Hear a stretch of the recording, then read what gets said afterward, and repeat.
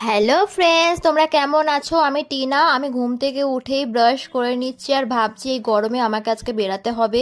তো মা আগের দিনকে একটু দই বড়া করেছিল, সেটা ছিল, সেটাই খেয়ে নিলাম। তারপরে রেডি হয়ে বেরিয়ে পড়বো। তো বেরিয়ে পড়েছি ছাতা নিয়ে আজকে।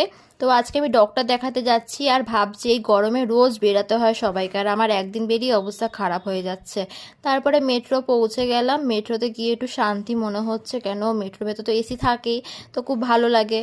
তার জন্য যেতে তো ডক্টর ফক্টর দেখিয়ে নিলাম, দাঁতের ডক্টর দেখাতে গেছিলাম। তো বাড়িতে এসে দেখছি মা তরমুজ কেটেছে। এই গরমে তরমুজ খেতে যা লাগে, আমি তো খেয়ে নিলাম। তো তারপরে আমি ভাবছি যে একটু মুলতানি লাগাবো, কারণ রোদ থেকে এসেছি তো তার জন্য।